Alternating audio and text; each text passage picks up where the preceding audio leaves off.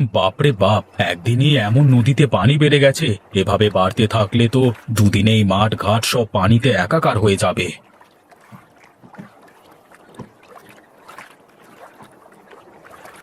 কি দাদা, একা একা নদীর ধারে দাঁড়িয়ে দাঁড়িয়ে কি দেখো?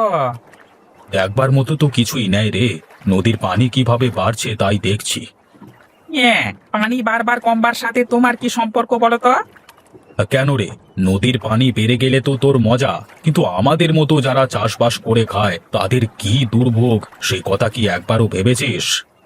বলি, নদীর পানি বাড়ে বলি তো তোমাদের চাষ করতে আরো সুবিধে হয় দাদা। তুই যা বুঝিস না তোকে তা বোঝানো যাবে না, বুঝলি? হ্যাঁ, সত্যি কথাই বলেছো দাদা। যে যা বুঝতে চায় না তাকে তা বোঝানো উচিত না। এটা তুমি কোথাও যাবে না, এখানেই দাঁড়িয়ে থাকবে নাকি? একটু ওপারে যাব, তাই তো দাঁড়িয়ে আছি। যদি দয়া করে ওপারে একটু দিয়ে আসতিস। হ্যাঁ, দয়া তো দাদা দেখাতে পারবো না। যদি তুমি পয়সা করি দাও তাহলে তোমাকে ওপারে রেখে আসবো, আবার নিয়ে আসবো। তা না হলে কিন্তু দাদা, এই রাকেশ মাঝি তোমাকে পার করবে না। ঠিক আছে ঠিক আছে, তাই হবে। চল চল, একটু ওপারে দিয়ে আসবি, চল দেখি।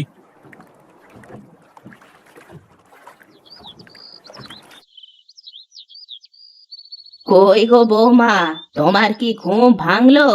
বেলা কত হলো? এ কি মা, আপনি কেন উঠোন ঝাড়ু দিচ্ছেন?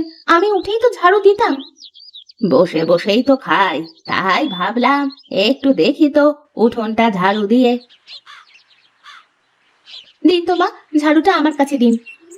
না বৌমা, আর তো এইটুকুনি আছে, ও আমি আস্তে আস্তে ঝাড় দিয়ে দেব। তুমি যাও, গিয়ে রান্নাঘরে গিয়ে জল খাবারটা করো দেখি। ঠিক আছে মা, আপনি তাহলে এইটুকু ঝাড়ু দিয়ে রান্নাঘরে আসেন, আমি গিয়ে রান্না চড়াই, কেমন?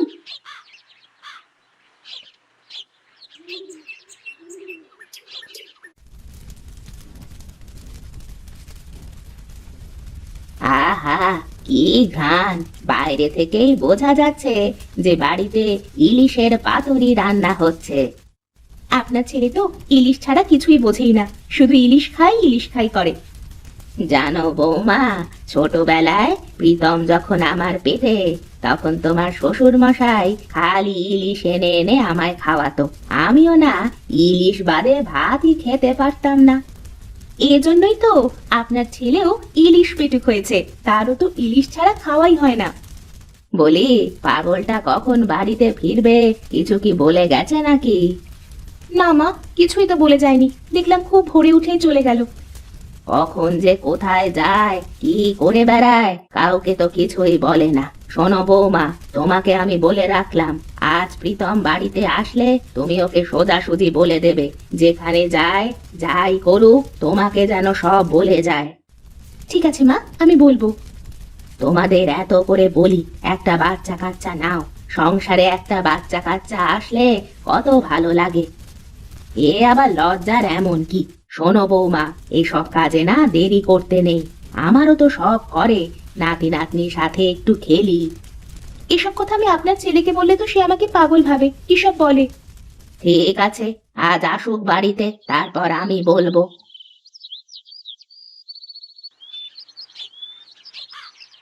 এ কি, সুজয় হরিহর কাকার সাথে এমন করে কথা বলছে কেন? একবার দেখতে হয়তো গিয়ে।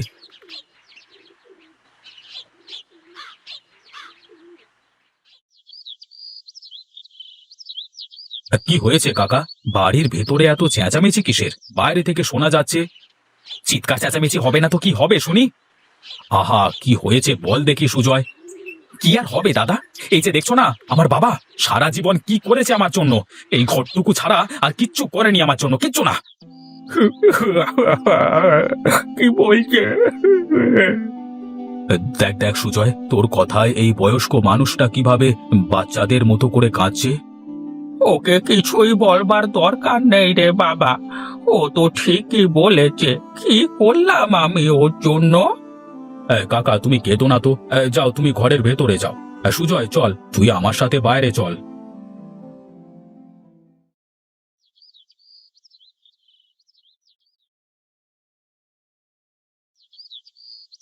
আরে বয়স্ক মানুষদের সাথে কেউ এভাবে জোরে জোরে কথা বলে, পাগল ছেলে? কি করব দাদা বলো, আমার জন্য সে কি করে দিয়ে গেল। করি তো জেলের কাজ, একটা ভালো নৌকা নেই যে বড় নদীতে গিয়ে মাছ ধরবো। সবই তো বুঝি রে পাগল। শোন, বাবা মা তোকে যে এই পৃথিবীর আলো দেখিয়েছে, এটাই তো অনেক কিছু। আর তুই আমি তাদের জন্য এইটুকু কষ্ট করতে পারবো না? দাদা, আমার যে আর সহ্য হয় না। আমার চারপাশে সবাই বিয়ে করে সংসার করছে, কিন্তু দেখো আমার কিছুই করবার নেই।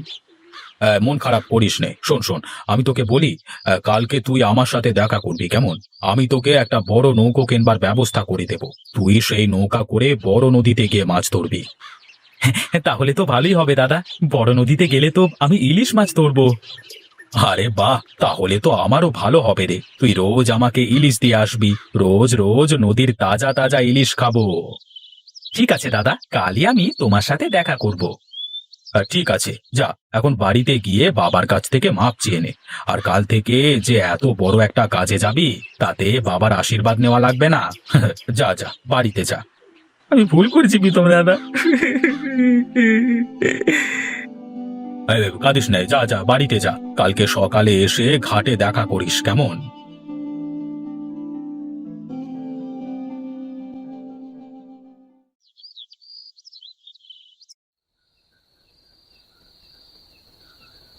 কি গো, আজ এত চুপচাপ কেন? তুমি তো কোনো সময় এমন চুপচাপ করে বসে থাকো না।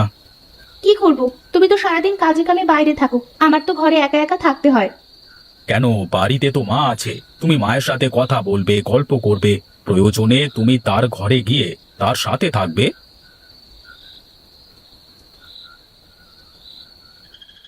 মা, তো তুমি তুমি এত রাতে এখনো ঘুমাওনি? ঘুম তো আসে না রে বাবা। তুই এই যে বলছি বৌমাকে আমার সাথে গল্প করতে, আমার সাথে থাকতে বলি, এভাবে কতদিন? আমি কি সারা জীবন বেঁচে থাকবো? মা, এসব কথা বলো না তো। আচ্ছা, তুই কি বুঝিস না বাবা? আমারও তো নাতি পুতি নিয়ে খেলতে ইচ্ছে হয়। সময় হলে ঠিক হবে মা, তুমি অত চিন্তা করো না তো। দেখলেন তো মা, এবার তো বিশ্বাস হলো আমি আপনার ছেলেকে কম বলিনি। বুঝিস নে কেন রে তুই? এবার একটা ফুটফুটে দাদু ভাই আমার চাই চাই। ঠিক আছে, যেদিন আমি 100 কেজি ওজনের ইলিশ খেতে পারবো, সেদিনই তোমাদের কথা শুনবো। দেখেছেন মা, 100 কেজি ওজনের ইলিশ আবার হয় নাকি? হয়তো বৌমা, কেন হবে না? আমার বাবার বাড়িতে তো আমি 200 কেজির ইলিশও খেয়েছি, তারপরেই না প্রীতম হয়েছে। অনেক রাত হলো, আমি ঘরে যাই, ঘুম পাচ্ছে। মা, কিন্তু এত বড় ইলিশ পাবো কি করে আমরা? ও চিন্তা তোমার করা লাগবে না, আমি দেখবো। তোমরা এখন খাওয়া দাওয়া শেষ করে ঘুমাও।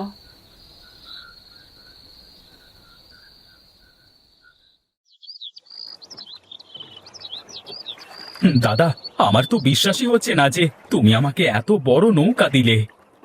আমারও বিশ্বাস হয় না তুই আমাকে ইলিশ মেরে খাওয়াতে পারবি। সে সময় হলেই দেখা যাবে দাদা।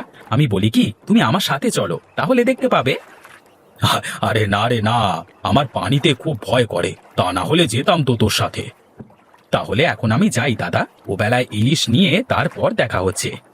ঠিক আছে, সাবধানে যা, আর সাবধানে ফিরে আসিস কিন্তু।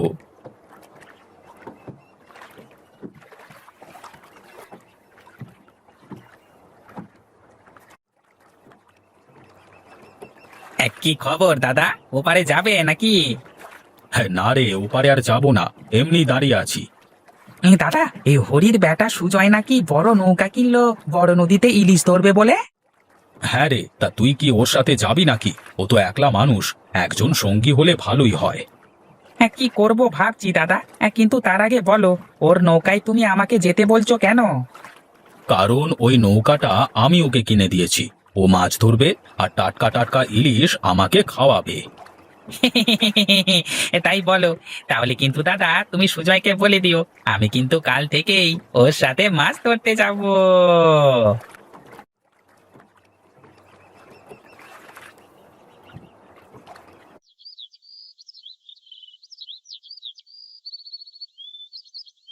প্রীতম দা, আরে ও প্রীতম দা, প্রীতম দা। হে মা, এ তো অনেক বড় মাছ। কোথায় পেলে তোমরা এত বড় মাছ? দাদা, আমরা আজ নদীতে গিয়েই এই মাছটা জালে আটকিয়েছি। অনেক কষ্টে ধরেছি মাছটাকে। আমার তো বিশ্বাসই হচ্ছে না রে, এত বড় ইলিশ কিভাবে হয়? দাদা, আমরাও তো প্রথমে ভেবেছিলাম কোনো প্রাণী হবে হয়তো, পরে দেখি একটা ইলিশ। যাক, এবার তাহলে আমাদের সকলের মনের আশা পূরণ হবে, তাই না মা? হ্যাঁ হ্যাঁ, এটা তো 100 কেজির ইলিশই ধরা চলে। ও, তোমরা থামবে একটু। তারপর সুজয় বল, এবার এই মাছ দিয়ে কি হবে? দাদা, এই মাছটা তোমার। বৌদিমণি মাছটা রান্না করবে আর আমরা সবাই মিলে মজা করে তা খাবো। বেশ বেশ, এবার তাহলে তোরা মাছটা রেখে যা, মা আর তোদের বৌদি রান্না করুক, তারপর আমরা সবাই মিলে ও বেলায় একসাথে বসে খাবো। ঠিক আছে দাদা, তাহলে আমরা বাড়ি থেকে আসছি।